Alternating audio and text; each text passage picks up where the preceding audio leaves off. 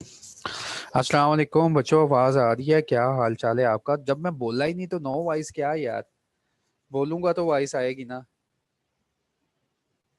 तो उसके बाद यार बहुत शुक्रिया आप लोगों का। डेली मुझे कोई ना कोई मैसेज आ रहा होता है और डेली जो है कोई ना कोई जो है वो अल्लाह का शुक्र है तारीफ ही कर रहा होता है।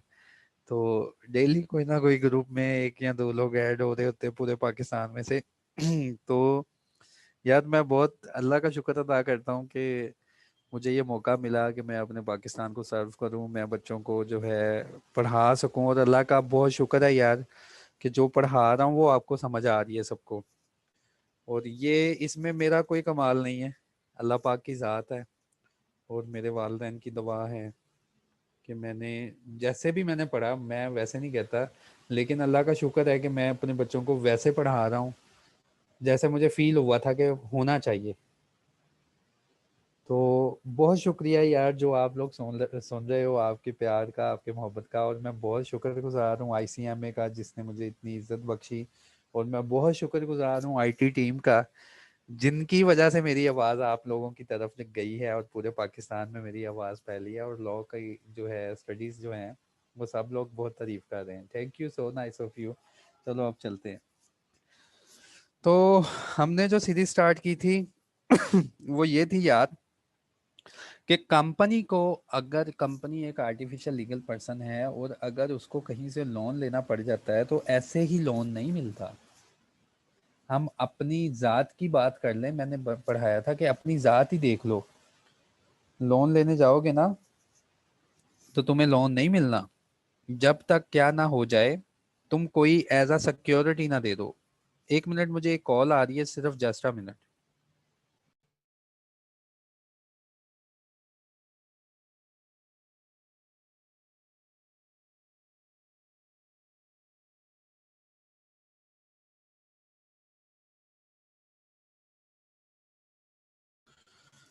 अच्छा, सॉरी।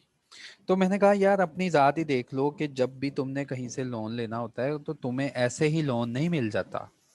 बैंक कहता है कि यार तुम एक नेचुरल पर्सन हो तो मुझे बताओ तुम्हारे एसेट्स किधर हैं, मैं तुम्हें लोन दूं। मशहूरियाँ आ जाती हैं ना, ऐड आ जाती है जी, लोन ले लें, आ जाए लोन लेने। तो वो ऐसे लोन नहीं मिलता। वो कहते हैं जी आप अपनी वर्थ बताएं। हम फिर उनको बताते हैं मेरा मकान भी है, मेरे पास कार भी है, मेरे पास ये भी है वो भी है। तो बैंक कहता है हाँ जी लोन मिल जाएगा, पक्का लोन मिलेगा, लेकिन कोई मकान या कोई गाड़ी, इसके कागजात हमारे पास गिरवी रखवा दें, यानी हाइपोथिकेशन करवा लें। कल को अगर लोन का डिफॉल्ट हुआ तो जब भी हम आएंगे तो ये गाड़ी आपके घर से उठा के ले जाएंगे। इसी तरह कंपनी, यार मैंने कहा था पर्सन है लेकिन आर्टिफिशियल लीगल पर्सन है।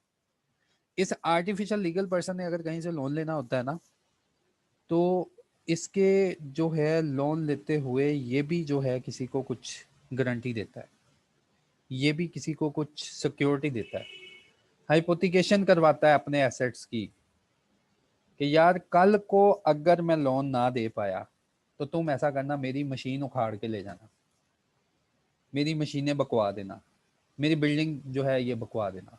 तो इन केस जो एसेट, जो चार्ज, इसको कहते हैं चार्ज, इन केस जो चार्ज रजिस्टर हुआ होता है ना, तो रजिस्ट्रेशन का फायदा ये होता है, वो जो होता है ना जो होता है क्रेडिटर, इसको फायदा होता है, इसको तसल्ली हो जाती है कि कल को अगर कंपनी वाइंड अप हुई, ये देखो कितनी अच्छी अच्छी डायग्राम मैंने बनाई, कि कल को अगर कंपनी वाइंड अप हुई तो वाइंड अप में भी ये चला गया तो इसके जो एसेट्स जिनके ऊपर चार्ज क्रिएटेड हुआ है ना, रजिस्टर हुआ है, हम लिक्विडेटर को वो पर्ची दिखाएंगे और वो एसेट साइड पे ले जाएंगे कि ये तो है ही हमारे, इनके ऊपर हमारा चार्ज है।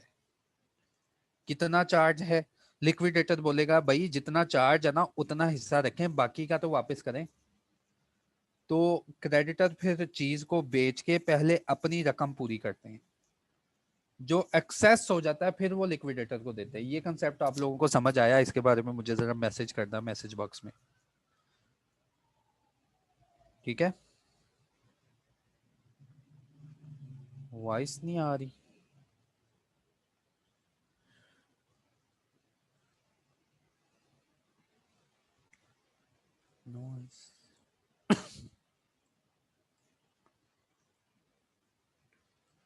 वो आवाज आ रही है यार?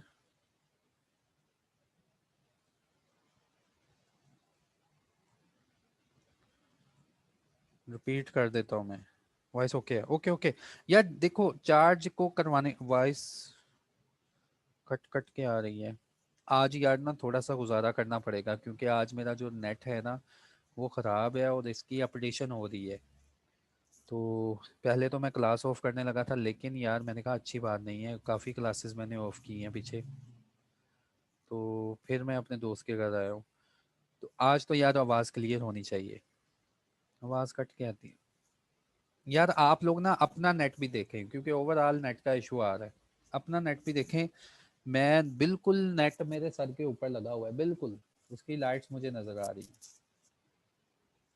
तो मेरी आवाज़ क्लियर है? ठीक है ठीक है। आवाज़ क्लियर है, साउंड भी क्लियर है, बस करो अब जो है ये कंसेप्ट सुन लो। यार ये दोबारा डायग्राम बनाते हैं। देखो, चार्ज रजिस्टर करवाने का कंपनी को और क्रेडिटर को क्या फ़ायदा होता है? कंपनी को इजीली लोन मिल जाता है। लेट्स सपोज ये कंपनी है ना, ये कंपनी है, ये कंपनी है, ये है कंपनी ABC। इस कंपनी को पैसे की ज़रूरत है। ये गई बैंक के पास, ठीक है। बैंक ने इस कंपनी को कहा कि तुम्हें 1 मिलियन दे देते हैं, तुम्हें 1 मिलियन दे देते हैं, तुम्हारे पास है क्या? कंपनी ने कहा मेरे पास ये जो है ना, ये वाली, लेट्स सपोज कंपनी का कोई भी एसेट बना लो यार, ये बस है, ये कंपनी की बस खड़ी है, ठीक है। इसके ऊपर जो है ना आप चार्ज रजिस्टर करवा लें, ठीक है। ये खिड़कियां बना दी मैंने। इसके ऊपर चार्ज रजिस्टर करवा लें। रजिस्टर करवाने का क्या, ये सिक्योरिटी मैं देता हूं आपको, ठीक है। तो इसमें चार्ज किसका आ गया? बैंक का। और ये चार्ज रजिस्ट्रार के पास रजिस्टर हो गया, रजिस्ट्रार ने भी रजिस्टर कर लिया कि कंपनी ने लोन लिया और बैंक ने इसको लोन दिया, और सिक्योरिटी क्या है? ये कार, ये बस। लेट्स सपोज अगर कंपनी वाइंड अप हो जाए, कंपनी के पास 1 मिलियन है, कंपनी के पास 1 मिलियन है। उसके बाद लेट्स सपोज जो है ना, आज ही कंपनी जो है ना, ये कंपनी वाइंड अप हो जाए। अगर हम वाइंड अप हो रही है तो हमें, हमने पढ़ा था कि कोर्ट एक बंदे को भेजता है, ऑफिशियल लिक्विडेटर, है ना। वो क्या करता है, कंपनी के सारे एसेट छीनना शुरू कर देता है, बिकवाना शुरू कर देता है कंपनी के एसेट, ताकि पैसा इकट्ठा हो और लोगों में पैसा तकसीम किया जा सके। जिन लोगों ने चार्ज क्रिएट किया होता है ना अपने लोन के अगेंस्ट, वो इस लिक्विडेटर के आगे सीना तान के खड़े हो जाते हैं, सीना चौड़ा करके खड़े हो जाते हैं, और कहते हैं खबरदार इस बस को हाथ ना लगाना, क्योंकि ये इसके ऊपर चार्ज है, जमा माइनस वाला चार्ज नहीं, इसके ऊपर लोन का चार्ज है। ये चार्ज रिमूव होगा तो बस तुम्हें वापस देंगे, ठीक है। चार्ज को रजिस्टर करवाने का ये फायदा हो गया इस क्रेडिटर को। फिर ये बस जो है ना, ये क्रेडिटर साइड पे ले जाएगा, साइड पे ले गया ना, कहता है खबरदार अगर इस बस को हाथ लगाया, और इस बस की नीलामी करवा देगा क्रेडिटर खुद। और इसमें से इसमें से उतने पैसे रख लेगा जितना इसका लोन था। लेट्स सपोज ये बस बिकी ना 2 मिलियन की, अगर ये बस बिकी 2 मिलियन की, तो बैंक रखेगा 1 मिलियन, बाकी का 1 बिलियन ये लिक्विडेटर ले जाएगा। अगर बैंक, ये बस बिकी 1 मिलियन से बिलो की, तो वो फिर बैंक का ही नुकसान है, फिर उसमें लिक्विडेटर नहीं कुछ करेगा इसके साथ। ओके हो गया। ये होता है यार कंसेप्ट, चार्ज को रजिस्टर करवा लो, कि अगर तुमने कोई चीज गिरवी रखवाई है उसको रजिस्टर करवा लो। रजिस्ट्रेशन करवाने का ये फायदा होगा कि कल को अगर लिक्विडेटर आ गया ना, तो वो चीज को लेके जाने लगा तो तुम उसको रोक दोगे कि भाई इसमें मेरा भी इंटरेस्ट है, ठीक है, इसमें मेरा भी इंटरेस्ट है और ये चीज आपको मैं ऐसे ही रिमूव नहीं करने दूंगा। ये चीज तो इस तरह ही सोचे जैसे मेरी है। ओके हो गया यार। अच्छा, अब ये चार्ज कौन रजिस्टर करवाएगा? शायद ओसामा जो है पिछले लेक्चर में नहीं था। हमने ये सारा लेक्चर पढ़ा, मैं दोबारा से इसको थोड़ा सा ओवरव्यू दे दूं फिर आगे चलेंगे, फिर ये कंप्लीट होगा चार्ज वाला। मैनुअल जब पेपर होता था ना आईसीएमए का, तो यहाँ से चार्ज से क्वेश्चन आता रहा है, लेकिन ऑनलाइन में नहीं आया। इसका मतलब ये नहीं कि तुम इसको कंसाइज ही ना करो, इसको कंसाइज कर लेना। अच्छा जी, मैनुअल पेपर उठा के देख लेना, एक क्वेश्चन जो है बार बार पूछा जाता है, वो मैं तुम्हें बता दूंगा कौन सा है, तो उसको भी देख लेना। तो मैं आपको दिखाता हूँ कि चार्ज होता क्या है और किसने रजिस्टर करवाना है और क्या चीज़ है। हमने पुराने लेक्चर में ये पढ़ा था कि चार्ज जब भी क्रिएट करो तो 30 दिन के अंदर रजिस्ट्रार को बताओ, हमने ये पढ़ा था। फिर ये भी पढ़ा था चार्ज जो होता है वो फ्लोटिंग भी होता है, फिक्स भी होता है।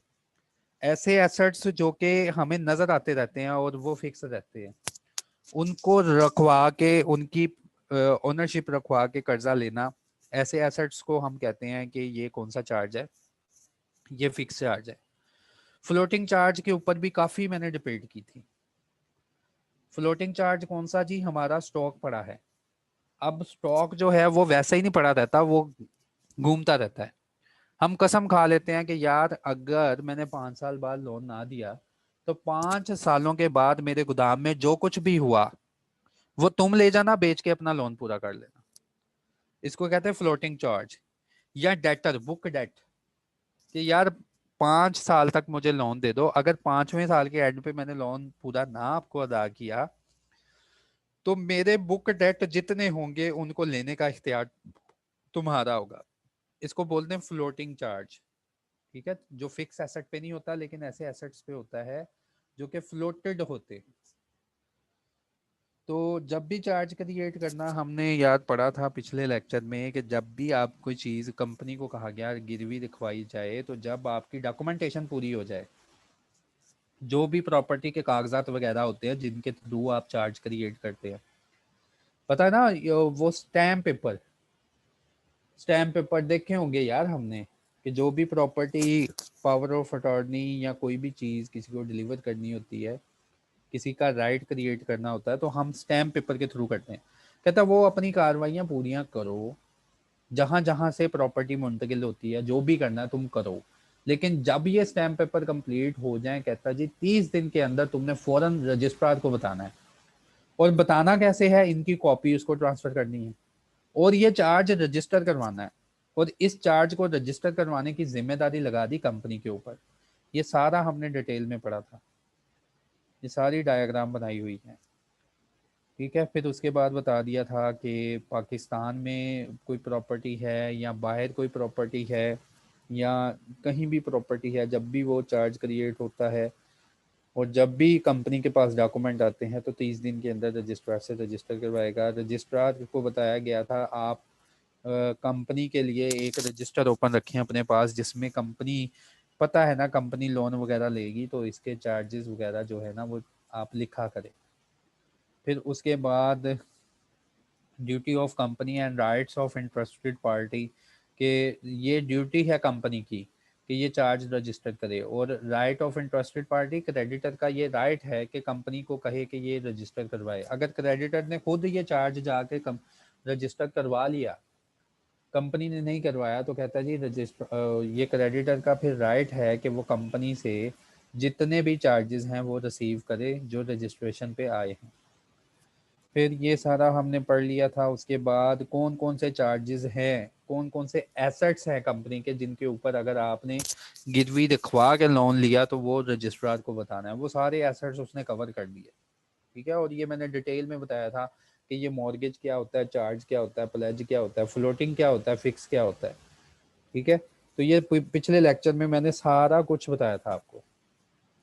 तो आप पिछले लेक्चर में उसकी रिकॉर्डिंग भी सुने, जो न्यू आए हैं ना, आज 42 मेंबर्स हैं, तो पिछले लेक्चर्स की आप रिकॉर्डिंग भी सुने तो फिर ये लेक्चर आपको आगे समझ आएगा। ओके, तो ये चार्ज इंशाल्लाह जल्दी कवर हो जाना है।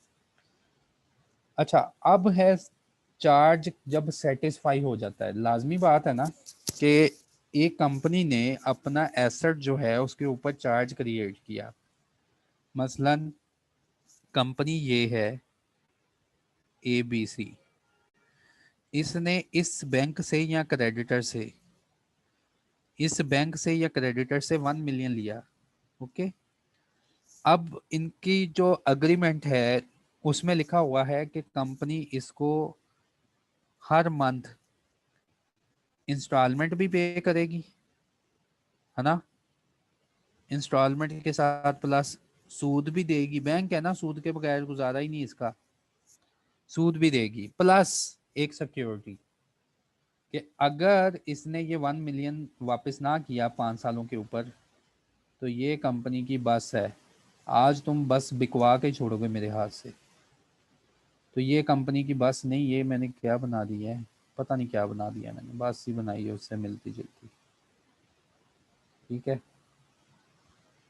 तो ये धुआं निकल रहा है, ये पता नहीं मैंने ट्राला बनाया कि ट्रैक्टर बनाया है, चलो जो भी बनाया। कंपनी ने फिर इसकी गारंटी भी दे दी, इसके ऊपर चार्ज क्रिएट करवा दिया कि अगर मैं लोन ना दे पाई वापस तो ये देखो, ये जो ट्राला या ट्रैक्टर है हमारा ये तुम्हारा, ये इसका मतलब चार्ज क्रिएट कर दिया ना, फिक्स चार्ज, तो ये रजिस्टर हो गया। अब मसला ये है कि जब ये चार्ज क्रिएट हुआ था तो बताया गया, जब ये सारी कार्रवाई कंप्लीट हो गई ना, ये एग्रीमेंट साइन हो गया, ये चार्ज के डॉक्यूमेंट बन गए, ये हाइपोथिकेशन हो गई, इसके ऊपर चार्ज क्रिएट हो गया, तो कहता है जी 30 दिन के अंदर, किसको बताया था, कंपनी ने 30 दिन के अंदर, ये सारा काम करने के बाद कंपनी ने 30 दिन के अंदर अंदर किसको बताया था, यहाँ पे एक रजिस्ट्रार बैठा था, इसको बताया।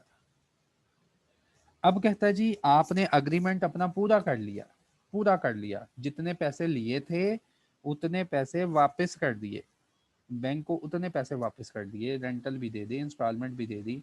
अब इसका मतलब बैंक का कोई इख्तियार है इस कार पे, जितना रेंटल, जितनी इंस्टॉलमेंट थी, जितना लोन था, सब कुछ पे ऑफ कर दिया हमने। अब सब कुछ पे ऑफ कर दिया तो इसका मतलब कि कार के ऊपर तो चार्ज खत्म हो गया ना, तो इसको कहते हैं कि चार्ज सेटिस्फाई कर दिया, चार्ज सेटिस्फाई करना, इसको बोलते हैं चार्ज जो है ना उसको तसल्ली बख्श अदा कर दिया, चार्ज को सेटिस्फाई कर दिया। अब ये सेटिस्फाई दो तरीके से हो सकता है, या तो पैसा वापस कर दिया बैंक को, है ना, जितना पैसा लिया था उतना पैसा इसको वापस कर दिया है, तो इसका मतलब चार्ज जो है वो खत्म हो गया, जो जमा माइनस का चार्ज इसके ऊपर आया हुआ था ना यार, जमा माइनस का नहीं, वही चार्ज सूद वाला, ओ लोन वाला, तो जो चार्ज इस गाड़ी के ऊपर आया हुआ था वो सेटिस्फाई हो गया। कैसे सेटिस्फाई हो गया, कंपनी ने पैसा वापस कर दिया, तो इसका मतलब चार्ज जो है वो खत्म हो गया। या दूसरा हल ये है कि कंपनी ने पैसा नहीं वापस किया, बैंक वाले चाबी लगाई उन्होंने, वो चाबी भगा, ये कार भगा के ले गए अपने साथ, फिर भी चार्ज सेटिस्फाई हो गया ना। दो तरीकों से सेटिस्फाई हो सकता है चार्ज, या तो कंपनी सारा पैसा वापस करे, ओके, और या कंपनी जो है इस एसेट को ही बैंक को दे दे, जाओ यार पैसा जो है मर गया, ले जाओ कार जहाँ पे लेके जानी, है ना, दो ही सूरतें हो सकती हैं।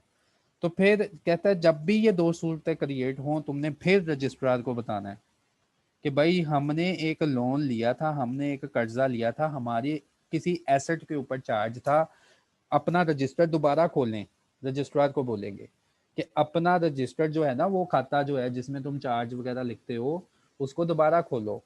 अच्छा, रजिस्ट्रार बोलेगा हाँ जी खोल लिया, ये देखें मुझे नज़र आ रहा है आपने एक गाड़ी ली थी, बैंक से लोन लिया था और बैंक को गारंटी दी थी अपने एक ट्राले की।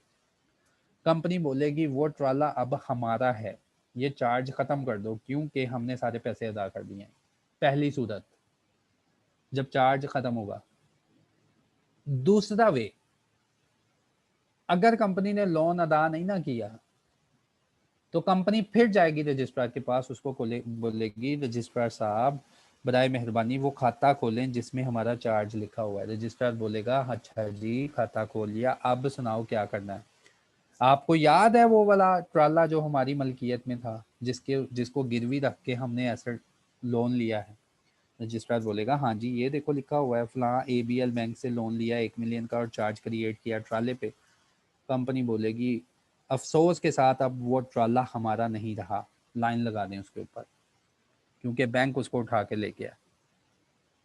समझ आ गई?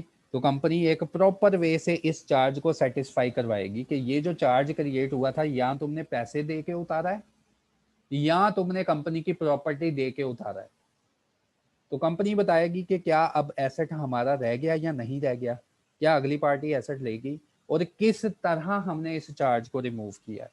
ठीक है यार, ये सारी डायग्राम है तो छोटा सा सेक्शन, लेकिन ये सारी डायग्राम समझ के फिर ही इसकी समझ आनी। तो अब मैं इसकी तरफ जाता हूँ कि कंपनी ने लोन लिया था और कंपनी ने लोन लिया था अपने ट्राले के अगेंस्ट। अब रजिस्ट्रार को बताना है कि क्या ये सेटिस्फाई हुआ, अगर हुआ तो कैसे हुआ। तो जिस एसेट को रख के ये सेटिस्फाई करवाया था, क्या वो एसेट कंपनी के पास बच गया कि वो खा पी गए हैं फिर अगले। तो ये बातें हमने किसको इंटीमेट करवानी है? रजिस्ट्रार को। Power of registrar to make the entry of satisfaction. ठीक है, रजिस्टर में एंट्री करेगा अब रजिस्ट्रार कि इस चार्ज को तुमने सेटिस्फाई कैसे किया, इस चार्ज को तुमने सेटिस्फाई कैसे किया, कैसे इसके पैसे उतार दिए तुमने। ठीक है, तो ये चीजें हमने बतानी है अब रजिस्ट्रार को। And release in the absence of intimation from the company. कहता है रजिस्ट्रार के पास पावर है कि कंपनी या तो खुद जब बताती है तब सर्टिफिकेशन की एंट्री डाल देता है रजिस्टर में, या अगर कंपनी नहीं बताती, let's suppose company wind up हो गई है ना, तो लोग चीज़ें उठा के ले जाएंगे। तो इन केस रजिस्ट्रार के पास अपनी पावर होती है कि उस रजिस्टर में सेटिस्फाई की एंट्रियां डाल दे। आवाज़ नहीं आ रही? आवाज़ आ रही है बताना, उतनी देर में चार्जर भी लगा लूँ। मैसेज करना आवाज़ का।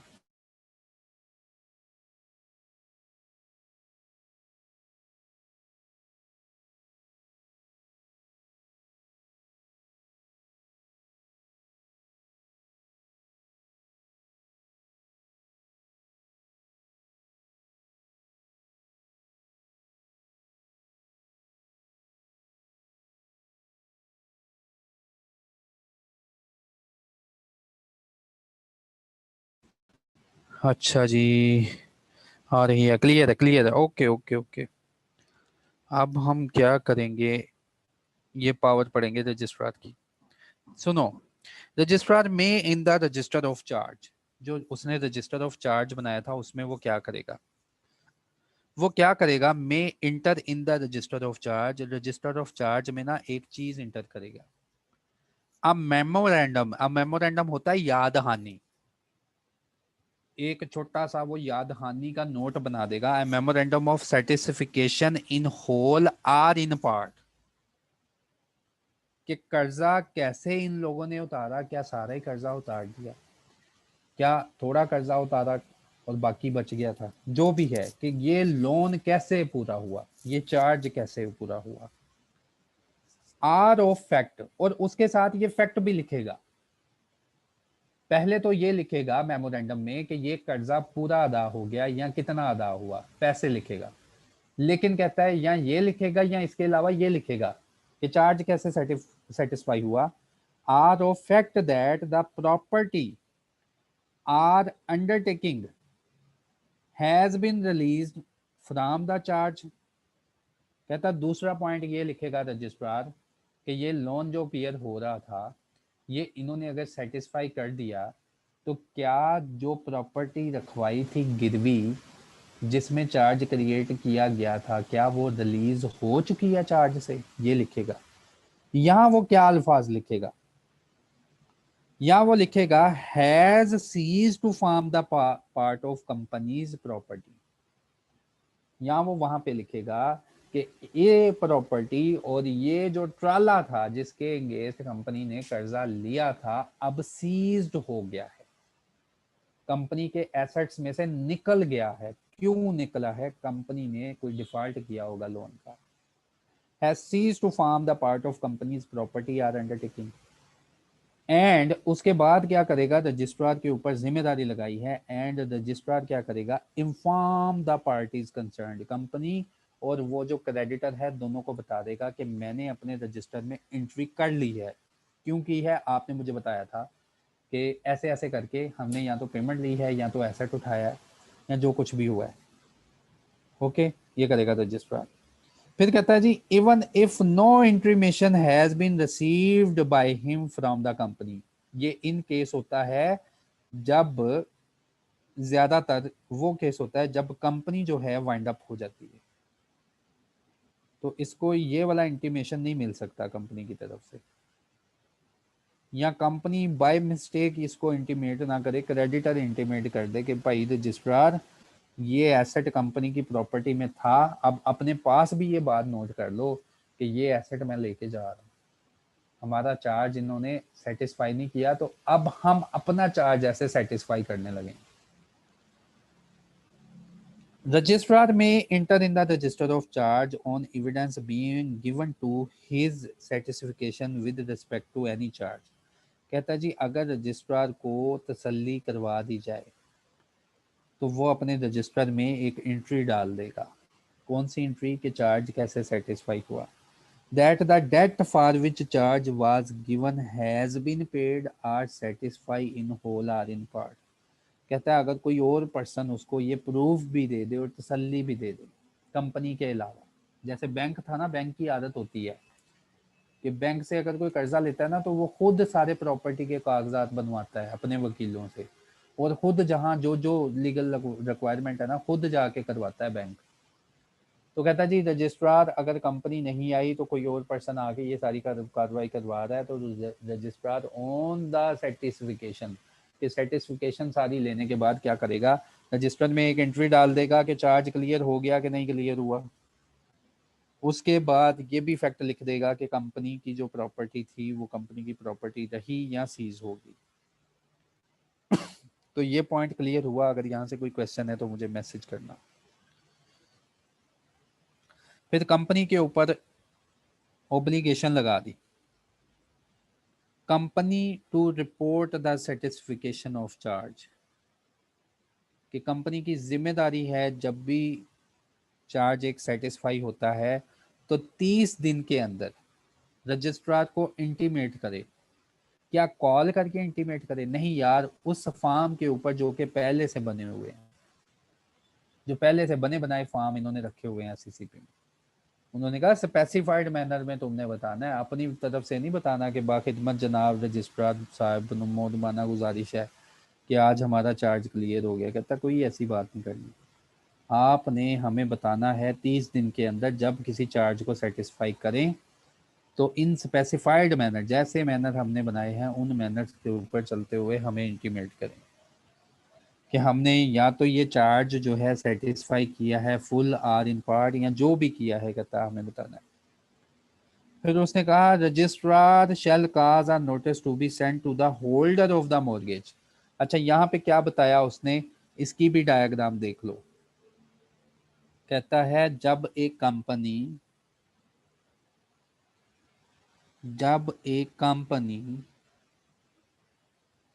ये रजिस्ट्रार बैठा है बाबा जी, इनको बताती है ना कि बाबा जी जागो, किताब में एंट्री करो, चार्ज जो है हमने सेटिस्फाई कर दिया, पेमेंट दे दी, या चार्ज सेटिस्फाई हो गया, एसेट अगले बंदे एसेट हमारा उठा के लेके, जागो आप तो सोए हुए हो, एंट्री करो अपने रजिस्टर में। तो रजिस्ट्रार को कंपनी ने तो बता दिया, लॉ ने बताया 30 दिन के अंदर बताना है जब भी ये काम होना। फिर रजिस्ट्रार एक खत लिखेगा, किसको खत लिखेगा, उस बैंक को खत लिखेगा, बैंक को खत लिखेगा, यार कंपनी ये मुझे कह रही है क्या वाकई आपने ये काम किया है, ठीक है, क्या आपका चार्ज या आपका मॉर्गेज वो सेटिस्फाई हो चुका है, अगर हो चुका है तो कैसे हुआ, मुझे एविडेंस देना जरा। इससे एविडेंस मांगेगा फिर बैंक, रजिस्ट्रार। कंपनी ने तो बता दिया भाई रजिस्ट्रार साहब एंट्री करें, चार्ज क्लियर करें, फिर रजिस्ट्रार क्या करेगा, एंट्री नहीं करेगा, सबसे पहले अगली पार्टी को खत भेजेगा और उसका इंतजार करेगा। अगर अगली पार्टी उसने टाइम दिया हुआ है उस टाइम के अंदर नहीं बताती तो फिर रजिस्ट्रार कंपनी के कहने के ऊपर ही ये चार्ज कैंसिल कर देता है। देखना, registrar shall cause a notice to be sent to the holder of mortgage or charge calling him, उसको कॉल करता है, कॉल या दूसरी कॉल नहीं जिसका जवाब आता है कि यूजर मसरूफ है, नोटिस भेजता है उसके ऊपर, उससे डिमांड करता है। Registrar shall cause a notice to be sent to the holder of the mortgage or charge calling upon him to show cause within 14 days। कहता है जी उसको बुलाएगा, शो काज का मतलब होता है रीजन बताए, चीजें बताए कि जो जो हमने काज पूछे हैं वो काजेज बताए। एज में be specified in such notice, show cause का मतलब होता है जो जो नोटिस में हमने आपसे रीजन पूछी है ना उनके ऊपर जवाबात दे। as to why payment or certification in full shall not be recorded as intimated to the registrar। अच्छा, रजिस्ट्रार क्या करेगा, इस फिर बैंक को नोटिस भेजेगा कि यार 14 दिन के अंदर हमें ये बताओ कि आपकी भी जिम्मेदारी कुछ बनती है कि नहीं, और 14 दिन के अंदर आप हमें कोई जो जो नोटिस के अंदर शो काज चीज़ें लिखी हुई हैं ना इनको फिल करके हमें बताओ कि क्या और कैसे और वाई क्यों चार्ज ये सेटिस्फाई हुआ, और अगर नहीं हुआ तो क्यों नहीं हुआ। ये शो काज नोटिस में पूछ लेगा किससे, अगली अगले होल्डर से जिसके पास मॉर्गेज वगैरह चार्ज वगैरह होता है। If no show cause is if no cause is shown, अगर कोई मसला या काज ना शो हो बाय सच होल्डर और mortgage or charge the registrar shall accept the memorandum of satisfaction. कहता है जी अगर आगे से कोई चूं चा ना की आवाज़ ना आए, बैंक जो है बैंक जो है वो बिल्कुल नोटिस को रिसीव करके चुप कर जाए, इसका मतलब ये होता है उसने नोटिस के जवाब में नहीं लिखा कि हमारा कोई मसला बनता है। यानी कि इस रजिस्ट्रार ने बैंक को नोटिस लिखा ना कि यार ये कंपनी मुझे कह रही है चार्ज को सेटिस्फाई करो अपने रजिस्टर में से। रजिस्ट्रार कहता है मैं करने लगा हूँ, 14 दिन का टाइम है तुम्हारे पास, 14 दिन के अंदर अगर तुम्हें कोई मसला है ये नोटिस मुझे फिल करके वापस भेजो, मैं फिर कंपनी से पूछूंगा क्या मसला है। तो कहता है 14 दिन का शो काज नोटिस आ जाता है कि अगर तुम्हें कोई काज इन इन इन इन जो लिस्ट बनी है इसमें से अगर तुम्हारा कोई कंसर्न बनता है, इशू कोई बनता है तो वो रेज करें, नहीं तो चुप रहें। कहता है अगर no cause is shown, bank जो है चुप रहता है, उसको तसल्ली हो गई है कि ये जितनी भी रिक्वायरमेंट है ऑलरेडी फुलफिल है, तो रजिस्ट्रार क्या करेगा, मेमोरेंडम ऑफ सर्टिफिकेशन कर देगा and make the entry in the register, और रजिस्टर के अंदर एंट्री करेगा of the charges kept by him. The notice shall not be required if no objection certificate on the behalf of the mortgage is furnished along with the intimation. हाँ, कहता है ये वाला notice जो इस रजिस्ट्रार ने भेजा था ना बैंक को, इस रजिस्ट्रार ने बैंक को नोटिस भेजा था, देखो जब कंपनी ने बताया जी चार्ज की एंट्री करें सेटिस्फाई हो गया, रजिस्ट्रार ने फ़ौरन से, रजिस्ट्रार बड़ा चालाक है ये बाबा, इसने फ़ौरन से कंपनी की बात सुनी, इसको कंपनी को बोला जाओ तुम घर जाओ मैं काम करता हूँ। इसने क्या किया, सबसे पहले नोटिस लिखा बैंक को कि 14 दिन का टाइम है, अगर कोई तुम्हारा कंसर्न है, कंपनी आई है मेरे पास कि चार्ज सेटिस्फाई कर दें, तो अगर कोई कंसर्न है तो मुझे बताएं, नहीं तो मैं इसको सेटिस्फाई कर दूँ। अगर कोई कंसर्न है तो लाइन बनी होती है पूरी एक नोटिस में कि अगर आपका ये कंसर्न है टिक करें और हमें नोटिस वापस भेजें, हम फिर कंपनी से पूछेंगे। कहता है अगर नो काज इज शोन, अगर कोई काज शो नहीं होता तो फिर रजिस्ट्रार ये चार्ज जो है अपने रजिस्टर से रिमूव कर देता है। फिर कहता है ये नोटिस देने की नौबत नहीं आती, किस जगह नौबत नहीं आती, कि अगर ये कंपनी है ABC, अगर ये कंपनी है और ये बैठा है बाबा जी रजिस्ट्रार, इसको कंपनी ने कह दिया बाबा जी रजिस्टर ओपन करें, आप सोए हुए हैं, आपको पता ही नहीं हमारा चार्ज जो है वो सेटिस्फाई हो गया है, हमने कर्जा उतार दिया है। बाबा बोलेगा अच्छा चलो जाओ घर, मैं ज़रा बैंक को ख़त तो लिख लूँ। कंपनी कहती ख़त लिखने की लोड़ नहीं है आपको, ये देखें बैंक से हमने क्या लिया है, नो ऑब्जेक्शन सर्टिफिकेट, कि अब हमारा कोई ऑब्जेक्शन नहीं बनता। नो ऑब्जेक्शन सर्टिफिकेट, इसका मतलब हमने अपना करेक्टर सर्टिफिकेट ले लिया कि हम बहुत शरीफ बच्चे हैं, हमने चार्ज क्रिएट किया था तो प्रॉपर्ली पैसे भी पे किए हैं। ये देखे नो नो ऑब्जेक्शन सर्टिफिकेट। अगला बैंक कह रहा है कि आज के बाद मेरा इनसे कोई लेना देना नहीं, और मैंने कोई ऑब्जेक्शन नहीं, मेरे जितने पैसे लेने देने थे हमारे हो गए हैं, या पैसे नहीं दिए तो वो देखें मेरा एसेट उठा के ले गए हैं, और अब उन्होंने मुझे सर्टिफिकेट दे दिया है कि अब आज के बाद हमारा आपसे कोई लेन देन नहीं है, ये ले नो ऑब्जेक्शन सर्टिफिकेट। तो कहता है रजिस्ट्रार नो ऑब्जेक्शन सर्टिफिकेट को देख के ही ये चार्ज रिमूव कर देगा, ये वाला काम नहीं करेगा। ओके हो गया। तो ये एक लाइन थी, ये एक लाइन थी कि notice notice notice shall not be required, notice shall not be required if no objection certificate on the behalf of the holder of the mortgage or charge is furnished along with the intimation। अच्छा जी, if cause is shown। अच्छा, अब next case है कि registrar ने खत लिखा और bank को बताया 14 दिन का टाइम है, 14 दिन के अंदर अगर आपको कोई मसला है तो हमें बताएं, नहीं तो हम ये चार्ज गायब करने लगे। अब कहता है जी बैंक ने कोई काज जो है ना, नोटिस में उसने काज लिखे हुए थे कि अगर आपकी पेमेंट का इंटरेस्ट नहीं दिया तो हमें बताएं, हाँ जी कोई मसला है तो हमें बताएं। तो हमने काज शोन कर दिया कि भाई इनका अभी ना एक आधी इंस्टॉलमेंट पड़ी है और ये पहले ही शोर मचाना शुरू हो गए हैं कि हमारा जो है चार्ज खत्म हो गया है।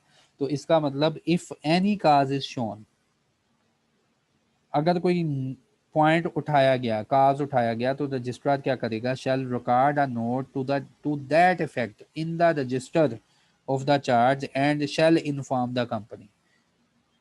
रजिस्ट्रार क्या करेगा, अपना रजिस्टर खोलेगा और उसमें फैक्ट लिखेगा कि क्या अगली पार्टी ने काज शो किया है, फिर कंपनी को भी लाइन हाजिर कर लेगा। If company fails to file the particular of certification of mortgage or charge within the time period specified, the required particular may be submitted along with the additional fee as may be specified and imposing the penalty as specified in this part। कहता है जी अगर company ने फिर हमें ना सबूत दिया तो उसको फ़ी भी लगेगी और उसके बाद उसको वो पेनल्टी भी लगेगी जो हम इम्पोज कर देंगे इसके ऊपर। तो ये था सेटिस्फाई करवाने का तरीका चार्ज को। कंपनी भी अपने पास एक रजिस्टर रखे, कंपनी रजिस्टर ऑफ मॉर्गेज और चार्ज। हर कंपनी क्या करे, अपने पास एक रजिस्टर रखे जिसमें मॉर्गेज और चार्ज जो है उनकी एंट्रीज करे।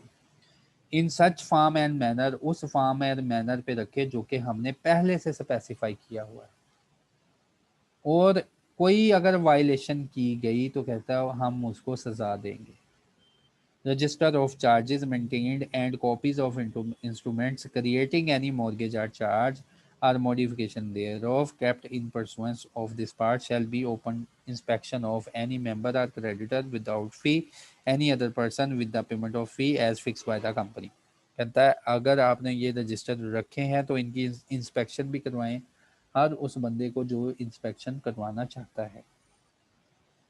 The refusal of inspection of the said copies, अगर आपने रिफ्यूज़ की कॉपीज़, अगर आपने रिफ्यूज़ किया इंस्पेक्शन को तो रजिस्ट्रार क्या करेगा, सॉरी, अगर रिफ्यूज़ किया इंस्पेक्शन को, सेड कॉपीज़ की इंस्पेक्शन को, और रजिस्टर आपने नहीं इंस्पेक्ट करवाया तो ये एक ऑफेंस गिना जाएगा और लेवल 1 की पेनल्टी होगी। तो यार यहाँ तक मैंने ना बड़ी अच्छी तरह तुम्हें समझा दिया कि चार्ज कैसे क्रिएट हुआ, कैसे रजिस्टर हुआ, कैसे सेटिस्फाई हुआ।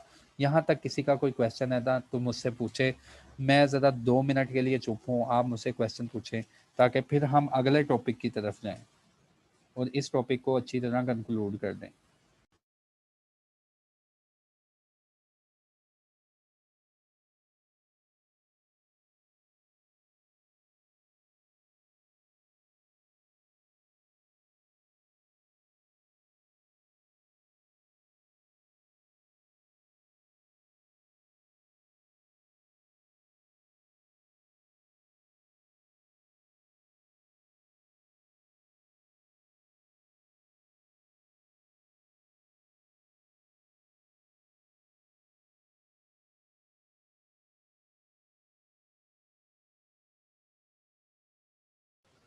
देखो यार, शायद आपने कभी कोई चीज़ किस्तों पे नहीं ली, ये महनूर का क्वेश्चन है।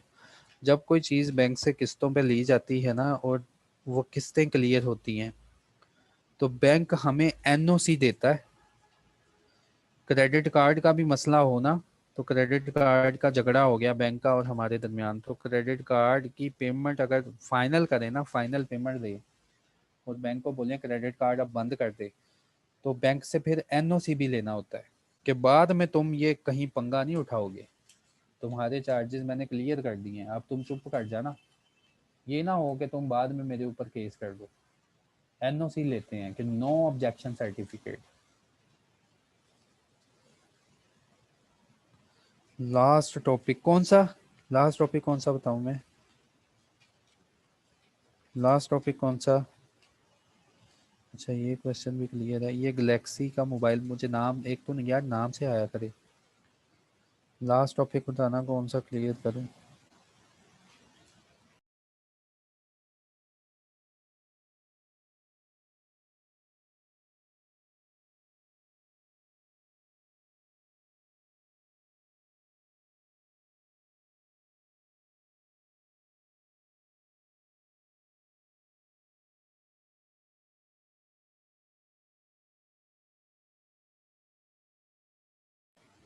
हाँ जी, कंपनी रजिस्टर मॉर्गेज वाला। हाँ, ये वाला ना। तो यार ये हमने पहले भी रजिस्ट्रेशन के यार टॉपिक पढ़े हुए हैं। अपनी लैंग्वेज में आपने लिखना है कि कंपनी ने अपने पास जो है ना रजिस्टर क्रिएट करना है मॉर्गेज का। अगर वायलेशन की तो कहता जी हम कंपनी को फाइन लगाएंगे। फिर उसके बाद सिंपल सी बात लिखी है कि ये रजिस्टर जो है आपने इंस्पेक्शन करवानी है। अगर कोई मेंबर देखने आ गया रजिस्टर या कोई क्रेडिटर देखने आ गया तो उसको विदाउट फी इंस्पेक्शन करवानी है। और अगर कहता जी इनके अलावा कोई और बंदा आ गया, इनके अलावा कोई और पर्सन आ गया जो ना तो कंपनी का मेंबर है और ना कंपनी का क्रेडिटर्स है, तो कहता है उनसे उतनी फी ले लेना जितनी आपने कंपनी के आर्टिकल में लिखी हुई है, और वो फी लेके उसको इंस्पेक्शन अपनी बुक्स ऑफ अकाउंट दिखा देना जिसके अंदर चार्ज वगैरह है। अगर कहता है आपने रिफ्यूअल किया, आपने इंस्पेक्शन नहीं करवाई, कॉपीज की, कॉपीज कौन सी, ये जो इंस्ट्रूमेंट है जिसमें चार्ज क्रिएट किया गया है, या इस रजिस्टर की, तो कहता है ये हमारी नज़र में एक जुर्म है और आपको एक सज़ा लगेगी पेनल्टी 1 की ऑन स्टैंडर्ड स्केल। और हर उस ऑफिसर को लगेगी जो कि नोइंगली ऑथोराइज करेगा, परमिट करेगा या रिफ्यूज करेगा कि हमने रजिस्टर नहीं दिखाने, जाओ जो होता है कर लो। कहता फिर हम उसका हिसाब कर लेंगे। ये था लास्ट पॉइंट। ठीक है, तो कोई कंसर्न है तो बताएं, फिर हम नेक्स्ट टॉपिक जो है वो स्टार्ट करते हैं।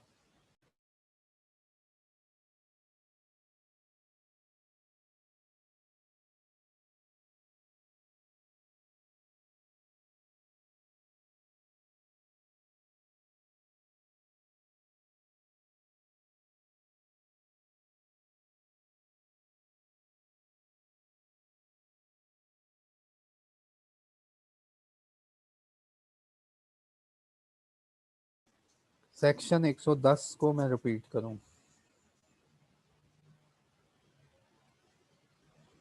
110, चलो इंग्लिश पढ़ के रिपीट करते हैं, शायद मेरी पंजाबी की तुम्हें समझ नहीं आई। अब सुनना। वो कहता है जी रजिस्ट्रार में inter in the register of charge.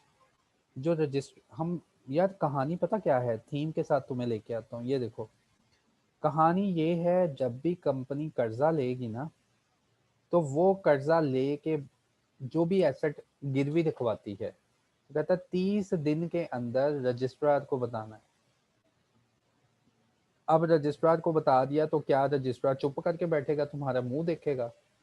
फिर रजिस्ट्रार को बोला कि बाबा जी आप क्या करें, ये देखो, register of charge to be kept by the registrar. उस बाबा जी को कहा बाबा जी आप पता क्या करें, कंपनी बता के गई है तो अच्छे बाबा जी रजिस्टर में एंट्री करें, ये बात लिख लें कि कंपनी ने एक एसेट गिरवी रखवाया। ये क्लियर हुआ ये पॉइंट? अब इस रजिस्टर में बात लिखी हुई है कि कंपनी ने एसेट रखवाया, गिरवी रखवाया और कर्जा लिया। उसके बाद कहता है जी अब इस रजिस्टर के अंदर मजीद एंट्री क्या करनी है, दो ही एंट्रियां होंगी ना, कि या तो कर्जा फुल पे कर दिया या अगला बंदा जिसको एसेट रखवाया था वो एसेट आपका खा पी गया, है ना। दो ही एंट्रियां होगी ना, बोलो। तो इसके ऊपर है सेक्शन नंबर 110 कि ये चार्ज कैसे सेटिस्फाई हुआ और रजिस्ट्रार अपने रजिस्टर में क्या लिखेगा। अवैस जिया, अवैस बोलो, फिर मैं पढ़ाता हूँ इसे। अवैस बोलना है आपने दोबारा, ठीक है। हाँ, अब इसके ऊपर सेक्शन नंबर 110 है कि वो जो बाबा जी ने रजिस्टर रखा है ना अपने पास, उसमें अब मजीद क्या लिखेंगे। कहता है जी रजिस्ट्रार क्या करेगा, वो बाबा जी क्या करेंगे। रजिस्ट्रार यार बाबा नहीं होता, ठीक है, वो आपको पढ़ाने के लिए मैं कह रहा हूँ। द रजिस्ट्रार में inter in the register of charges, register of charges में इंटर करेगा, क्या लिखेगा। अब मेमोरेंडम, मेमोरेंडम कहते हैं याद हानि, छोटा सा नोट। यहाँ पे वो मेमोरेंडम ऑफ एसोसिएशन ना लेके आ जाना, झगड़ा ना शुरू कर देना मेरे साथ। मेमोरेंडम तो वो होता है, ये देखो ये लिखा हुआ है मेमोरेंडम ऑफ सेटिस्फिकेशन, कि याद हानि के नोट। और कैसा नोट, कि ये चार्ज कैसे सेटिस्फाई हुआ, उसका मेमोरेंडम। पहली बात कि रजिस्टर में एंट्री की हुई है ना कि चार्ज क्रिएट है, उसके एंगेस्ट एक छोटा सा नोट लिखेगा कि ये कैसे सेटिस्फाई हुआ, होल हुआ कि अभी आधा हुआ। Okay, clear. दूसरा, यहाँ ये फैक्ट लिखेगा कि जो प्रॉपर्टी है जिसके एंगेस्ट कर्जा लिया था, या अंडरटेकिंग का मतलब कि कंपनी की कुछ अंडरटेकिंग, या कोई कंपनी की फ्रेंचाइज सोच लो, या कंपनी की पूरी फैक्ट्री, एक आधी फैक्ट्री सोच लो। अंडरटेकिंग, फिर ये भी लिखेगा, ये फैक्ट भी लिखेगा कि जो प्रॉपर्टी रखवा के कर्जा लिया था has been released from the charge, कि चार्ज से रिलीज हो चुकी। क्यों, क्योंकि हमने इतना कर्जा पे कर दिया है। हो गया, ये भी पॉइंट हो गया। अच्छा, ये दो सूरतें हैं कि जी जब पैसा वापस दिया जाएगा तब की सूरतें हैं। अब मसला ये है कि यार दुनिया में नॉन हैपनिंग भी तो होती है ना, जैसा सोचा जाता है वैसा होता नहीं। कंपनी ने जो सोचा था वैसे प्लान प्लान के मुताबिक नहीं किया, कंपनी का पैसा डूब गया। अब कंपनी के ऊपर जो चार्ज है उसका हल क्या होगा, बैंक इसकी गाड़ियां उठा के ले जाएगा, बैंक इसकी अंडरटेकिंग सीज कर देगा, उठा लेगा, बेच देगा इसकी फैक्ट्री को। जिसके ऊपर भी चार्ज क्रिएट किया हुआ बैंक उसके ऊपर अपना कब्जा डालेगा। तो कहता है जी दूसरी प्रॉपर्टी, दूसरी सूरत, या फिर ये लिखेगा रजिस्टर में, ये रजिस्ट्रार को गाइडलाइन है कि यहाँ तुम क्या लिखोगे, तुम फिर ये लिखोगे कि प्रॉपर्टी सीज हो गई है, अब कंपनी का हिस्सा नहीं बनी। क्यों नहीं बनी, क्योंकि पेमेंट नहीं दी थी। तो हल क्या होता है यार, फिर जिस पार्टी जिस चीज के ऊपर चार्ज है वो छीन लेंगे। फिर ये लिखेगा कि प्रॉपर्टी जो है हिस्सा नहीं रही कंपनी की, और ये काम करने के बाद पार्टीज को इन्फॉर्म कर देगा कि मैंने अपने रजिस्टर में क्या एंट्री की है। यहाँ तक क्लियर है ओवैस। ये नीचे वाला भी पढ़ना है कि यहाँ तक था ओवैस।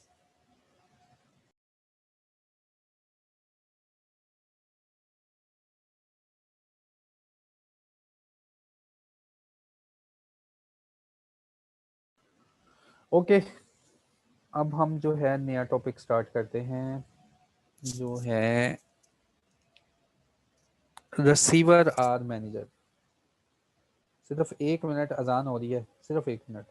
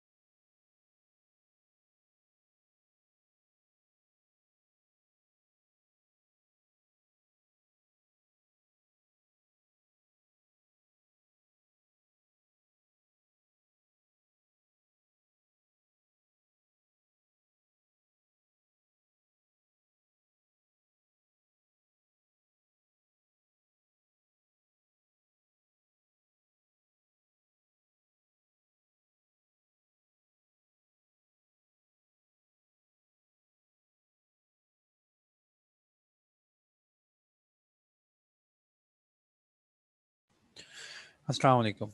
अच्छा यार, थोड़ा मैं ना आपको वाइंड अप वाले केस में लेके जाना चाहूँगा। ये देखो, वाइंडिंग अप में मैंने तुमको पढ़ाया था। ये वाइंडिंग अप में ना हमने ये किया था, एक डायग्राम देखी थी, कह रहा हूँ मैं वो तुम्हें दिखा दूँ कि कंपनी जब भी फाइनेंशियल डिफ़िकल्टी में जाती है तो उसको उसके पास दो हल लगाते हैं हम।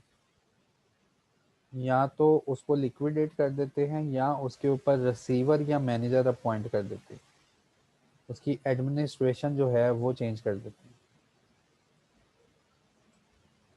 तो अब इसके ऊपर है लेक्चर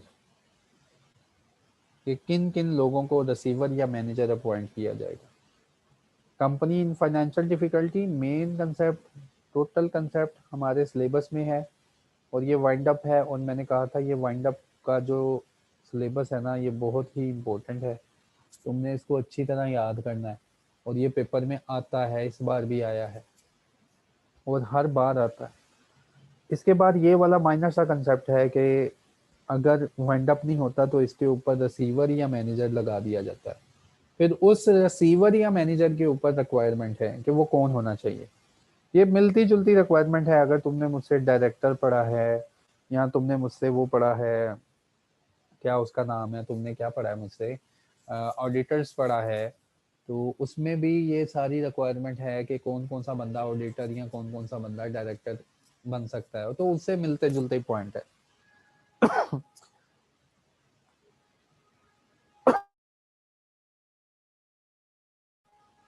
सॉरी। अच्छा, receiver and manager. Receiver and manager disqualification for the appointment as receiver or manager. कहता है ये बंदे तो कभी भी कंपनी की प्रॉपर्टी के ऊपर रिसीवर या मैनेजर नहीं बन सकते। The following shall not be appointed as receiver or manager of the company's property, namely minor, a person is of unsound mind and stands so declared by the competent court। एक person पागल दिमाग का है और उसको court में declare कर दे। उसके बाद अ बॉडी कॉर्पोरेट, एक कंपनी कभी भी दूसरी कंपनी का रिसीवर या मैनेजर नहीं बनेगी, उसकी एडमिनिस्ट्रेशन नहीं लेगी।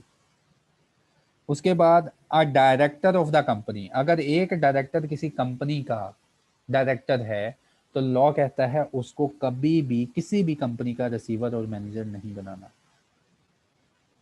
एन अनडिस्चार्ज इंसॉल्वेंट, ऐसा इंसॉल्वेंट जिसकी कार्रवाई कोर्ट में चल रही है। अनलेस कोर्ट क्या करे, grant a leave by the court by which he was has been adjudicated as an insolvent. ऐसा अनडिस्चार्ज इंसॉल्वेंट जो कि कोर्ट से लीव ले ले और कोर्ट की इजाजत लेके बनना चाहे रिसीवर या मैनेजर, कहता फिर बना देंगे। A person disqualified by a court, या कोई ऐसा पर्सन जिसको लॉ ने स्पेसिफिकली मना कर दिया कि पूरी जिंदगी इसको अब किसी कंपनी का रिसीवर या मैनेजर नहीं लगाना। A person disqualified by a court from being concerned with are taking part in the management of the company in any other way unless he is granted leave by the court। कहता है जी वो person भी manager नहीं बनेगा जिसको court ने specifically मना कर दिया है कि तुम कभी भी किसी कंपनी के मैनेजर या रिसीवर नहीं बनोगे, अनलेस वो कोर्ट इसी कोर्ट से इजाजतनामा ना ले आए कि आप मुझे फलां कंपनी के लिए बना दें, मुझे इजाजत दे दे। तो ये था रिसीवर एंड मैनेजर का कंसेप्ट कि जब एक कंपनी फाइनेंशियल डिफिकल्टी में जाती है तो कोर्ट उसके ऊपर एडमिनिस्ट्रेशन लगा देता है, मार्शल लॉ लगा देता है उसके ऊपर। तो मार्शल लॉ वो कहता है हर कोई नहीं लगाएगा। कौन लगाएगा? ना तो वो बच्चा हो, ना तो वो पागल हो, ना तो वो कोई कंपनी हो, ना तो को वो डायरेक्टर हो, ना वो कोई अनडिस्चार्ज इंसॉल्वेंट हो, और ना वो कोई ऐसा बंदा हो जिसको कोर्ट ने डिस्क्वालिफाइड किया है। इनके अलावा कोर्ट जो है रिसीवर या मैनेजर जो भी है अपॉइंट करते हैं कंपनी के ऊपर। ये बंदे अपॉइंट नहीं हो सकते रिसीवर और मैनेजर। फिर अगर एक बंदा कंपनी की प्रॉपर्टी के ऊपर रिसीवर या मैनेजर अपॉइंट हो गया है, उसको देख रहा है, उसकी नज़र में मामलात चलने शुरू हो गए हैं, तो वो पर्सन क्या करेगा? Filing of accounts of receiver और मैनेजर।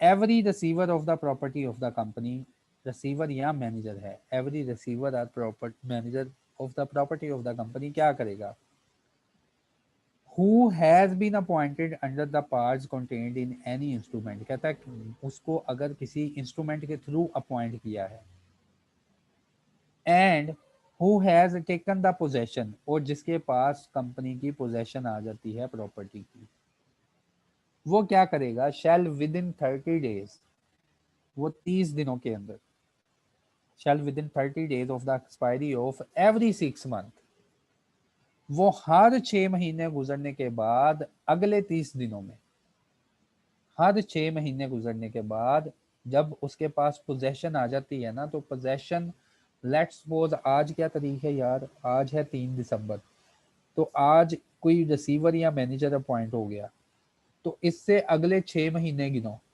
इससे अगले 6 महीने गिनो गिनो गिनो गिनो, 6 महीने गुजरेंगे ना, तो उससे अगले फिर 30 दिन, यानी कि आज से गिनने शुरू करें ना, तो ये 6 महीने पूरे होते हैं 3 मई पे, है ना, 3 मई पे या 3 जून पे, हाँ 3 जून पे, ये पता नहीं यार जून पे खत्म होते हैं या मई में, उंगलियों से गिन के बता दो, दिसंबर जनवरी फरवरी मार्च अप्रैल, हाँ 3 मई पे, 3 मई पे ये 2 मई पे सॉरी ये खत्म होते हैं 6 महीने, तो 6 महीने के आगे फिर 30 दिन, यानी कि 3 जून तक इसके पास टाइम है, ये रिसीवर या मैनेजर क्या करेगा, shall within 30 days after the expiry of every 6 month, और ये हर 6 महीने में ये काम करेगा, while he is remain in possession, file with the registrar an extract in the form specified, कहता है रजिस्ट्रार के पास ना एक फॉर्म डाउनलोड करेगा जो स्पेसिफाइड किया है, और उसके ऊपर चीजें लिखेगा, of his receipts and payment during the period to which the abstract relates, कहता है एक जो है एब्स्ट्रैक्ट कहते हैं कोई स्टेटमेंट वगैरह जो स्पेसिफाई की है एससीसीपी ने, वो कहता है ये रिसीवर जो है ना फिर रजिस्ट्रार के पास एब्स्ट्रैक्ट जो है उसको फिल करेगा, क्या लो कि लेट्स सपोज उसने कह दिया ना रिसीट एंड पेमेंट, हो सकता है ये फाइनेंशियल स्टेटमेंट हो, वो फाइनेंशियल स्टेटमेंट बनाएगा, लेकिन ऐसी फाइनेंशियल स्टेटमेंट जो कि एससीसीपी ने जो पहले से बनी बनाई है, और खाली जगह फिल करेगा ये बस, और जिसमें ये बताएगा रिसीट्स एंड पेमेंट्स कि इस प्रॉपर्टी के अगेंस्ट कितनी रिसीट्स इसको मिली हैं और कितनी इसने इस प्रॉपर्टी को अपनी सुपरविजन में रख के कितनी पेमेंट्स की हैं। Every receiver of the property of the company shall within 30 days on ceasing to act as receiver, पहले उसने कह दिया पोजेशन मिली ना इसको, तो हर 6 महीने गुजरने के बाद 30 दिन के अंदर ये रजिस्ट्रार के पास फाइल करेगा रिसीट एंड पेमेंट अकाउंट। उसके बाद हर वो रिसीवर जिसके पास कहता जी कंपनी की प्रॉपर्टी आती है और वो ये जगह छोड़ना चाहता है, एडमिनिस्ट्रेशन से जाना चाहता है कंपनी, तो कहता है हर ये ऐसा रिसीवर जब सीज टू एक्ट होगा कि ये जाने लगा है छोड़ के, सीज टू एक्ट होगा, ये क्या करेगा, cease to act as receiver, file with the registrar, registrar के साथ फाइल करेगा, क्या फाइल करेगा, file with the registrar and abstract, वही एब्स्ट्रैक्ट जो कि हमने वो यार एब्स्ट्रैक्ट का मतलब है हमने एक परफॉर्मा पहले से बना के रखा हुआ है receipt and payment, and abstract in the specified form, और पहले से हमने वो फॉर्म बनाए हुए हैं उन्हीं के ऊपर, of his receipt and payment during the period to which the abstract relates, and within 15 days of ceasing to act as receiver, और 15 दिन के अंदर मजीद क्या काम करेगा, file with the registrar notice to that effect, और registrar के और रजिस्ट्रार को इस बात का नोटिस देगा कि मैं सीज हो गया, ठीक है। तो उसके बाद उसने कहा and registrar shall enter the notice in the register of mortgage and charges, और रजिस्ट्रार ये क्या करेगा, ये एंट्री करेगा, इसकी एंट्री करेगा मॉर्गेज और चार्जेस वाले रजिस्टर में, कि रिसीवर ऑफ प्रॉपर्टी जो है जिसको मैनेजमेंट पे लगाया है वो छोड़ के जाने लगा।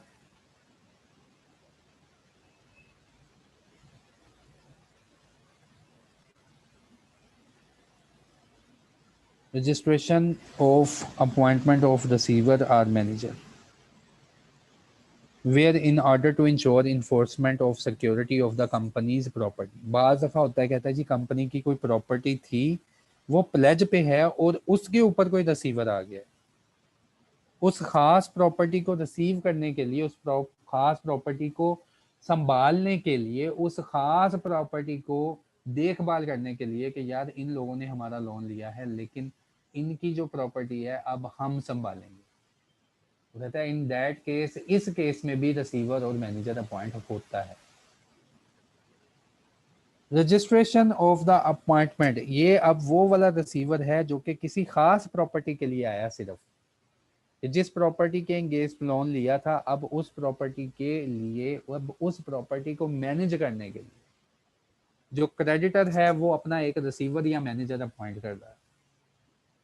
तो इसकी बात होने लगी है, where in order to ensure enforcement of security of the company's property, a person obtain an order for the appointment of the receiver or manager, or appoint such a receiver or manager under any power contained in any instrument, he shall within 7 days of the order of the appointment under the power contained in the instrument file a notice of the fact to with the registrar। हो गया ना clear कि अगर कोई ऐसा बंदा appoint हुआ है किसी इंस्ट्रूमेंट या किसी ऑर्डर के तहत, तो वो फिर क्या करेगा, रजिस्ट्रार को नोटिस भेजेगा कि ये जो अंडरटेकिंग है अब हमारे कब्जे में है, अब हम इसको देखते हैं, है ये कंपनी की लेकिन इसमें हमारा इंटरेस्ट भी है, इसलिए इसकी जो भी रसीद एंड पेमेंट जो भी इसकी कार्रवाई है हम देख रहे हैं। Where a person appointed as receiver or manager under this act cease to act as such person, the person who has obtained the order or appointment such a receiver or manager pursuant to the power contained in the instrument shall on seizing the receiver or manager give the registrar notice within 7 days। और जहाँ पे ऐसा कोई काम होने लगे और receiver और मैनेजर छोड़ के जाने लगे, तो यहाँ पे कहता है जी 7 दिन के अंदर रजिस्ट्रार को बताएगा। उसके बाद application to the court, receiver और manager of the company's property appointed under the power contained in any instrument में apply to the court for the direction. अच्छा कहता है जी जो रिसीवर और मैनेजर जो अपॉइंट किया है वो कोर्ट की सुपरविजन भी ले सकता है, कोर्ट की डायरेक्शन वगैरह भी ले सकता है in relation to particular matter arising connection with the performance of his function, कि वो अपने फंक्शन कैसे परफॉर्म करे और क्या चीज़ें करे, ये कोर्ट से पूछ सकता है। उसके बाद receiver and manager of the property, receiver or manager of the company's property appointed as aforesaid shall to the same extent as he had been appointed by the court and be personally liable on any contract entered into by him in pursuance of his performances function, except in so far as contract otherwise provide, and entitled in respect of that liability to indemnity out of the assets, but nothing in this section shall deem to limit any right indemnity। अच्छा यार यहाँ पे कह रहा है जी जो receiver और manager appoint किया जाएगा ना, वो जो भी कॉन्ट्रैक्ट्स करता है वो पर्सनल कॉन्ट्रैक्ट्स करता है। अगर उसके उसकी जो सुपरविजन में जो कंपनी की प्रॉपर्टी आ गई है ना, कंपनी की देखभाल कर रहा है, प्रॉपर्टी की देखभाल कर रहा है और उसको कोर्ट ने अपॉइंट किया, कहता फिर वो जो भी कॉन्ट्रैक्ट करता है इसके बाद, फिर वो ये मैं कहाँ पे आ गया, फिर वो जो भी कॉन्ट्रैक्ट करता है कंपनी के, जो जो भी कॉन्ट्रैक्ट करेगा, कहता वो पर्सनल कॉन्ट्रैक्ट करेगा, कंपनी के लिए कॉन्ट्रैक्ट करेगा लेकिन अपने नाम से कॉन्ट्रैक्ट करेगा, उसकी पर्सनल लाइबिलिटी होगी। लेकिन कहता है उसकी पर्सनल लाइबिलिटी को आइडेंटिफाई कहाँ से किया जाएगा। आइडेंटिफाई पता क्या होता है, आप किसी पर्सन को कहते हैं तुम काम करो, अगर तुम्हें वो कुछ कहेगा ना तो मैं उसे देख लूंगा, तुम पीछे हो जाना फिर, ठीक है। आइडेंटिफाई का ये मतलब होता है। तो इसी तरह वो कहता है जी रिसीवर और मैनेजर जो है ना, जब वो अपॉइंट हो जाता है तो वो पर्सनल जो है कॉन्ट्रैक्ट्स करेगा।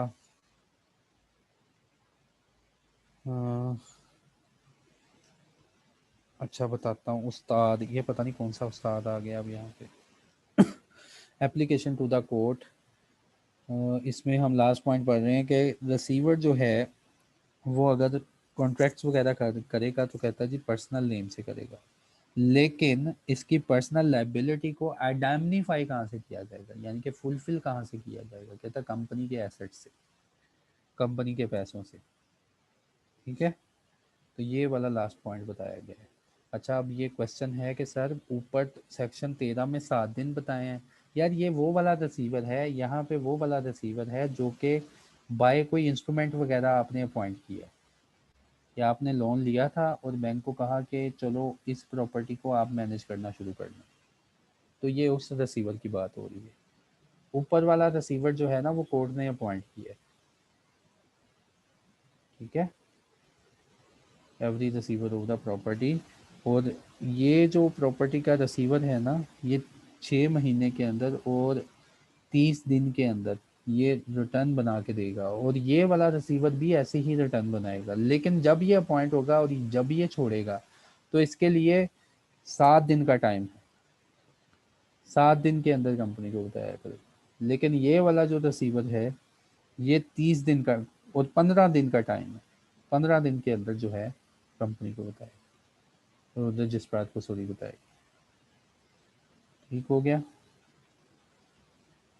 Power of court to fix the remuneration of the receiver और मैनेजर। ये कोर्ट की पावर है कि वो रिसीवर की रेम्यूनरेशन फिक्स करे।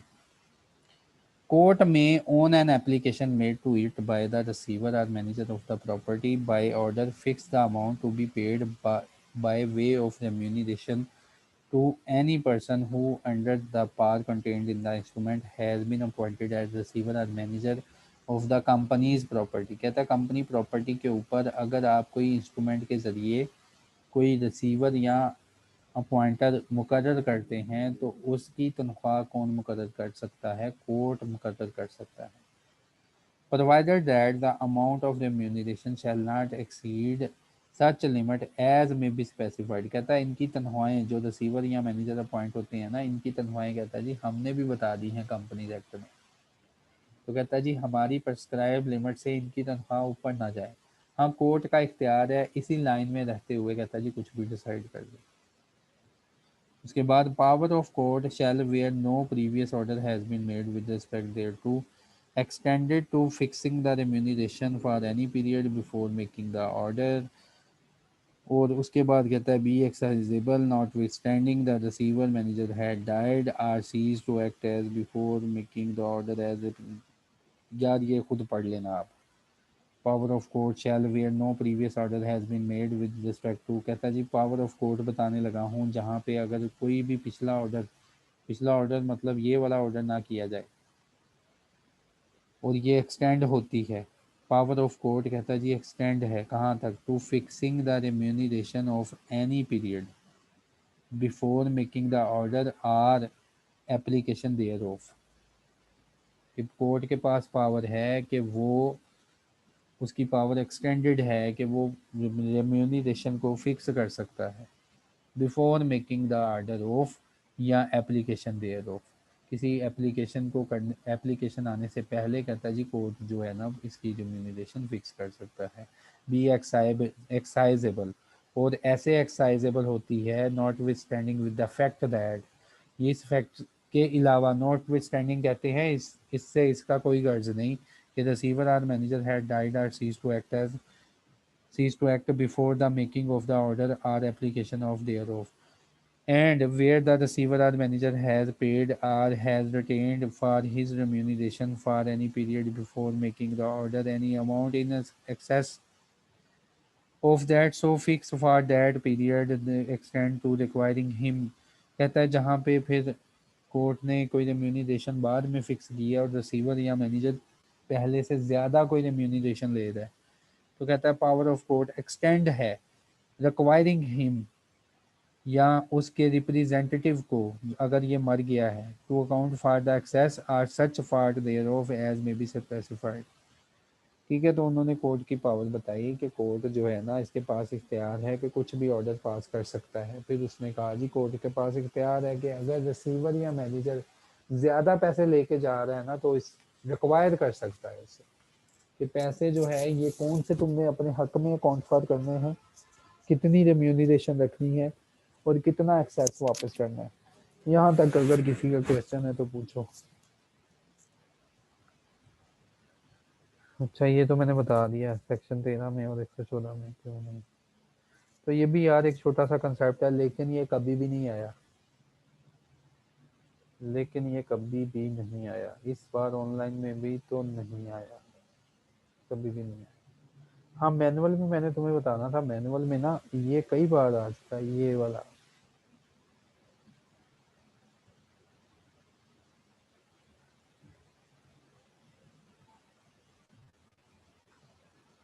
ये वाले जो एसेट्स हैं,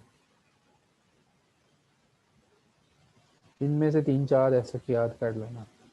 लेकिन ऑनलाइन में नहीं आ रहा यार अब आजकल ये वाला टॉपिक। इसका मतलब ये नहीं कि तुमने इसको देखना ही नहीं, इसको देखो, एक अच्छा कंसेप्ट है। चलो ठीक है, फिर कल एक नए टॉपिक के साथ मिलेंगे। मैं अपने आवर्स पता कर लूँ आज कि मेरे अवेलेबल आवर्स कितने हैं, तो बाकी का प्लान मैं उन आवर्स के ऊपर जो है आपके साथ शेयर कर दूंगा कि मैंने किस तारीख को अब क्या करवाना है। ओके, अगर कोई क्वेश्चन हुआ तो ग्रुप में पूछना। कोई क्वेश्चन है किसी का?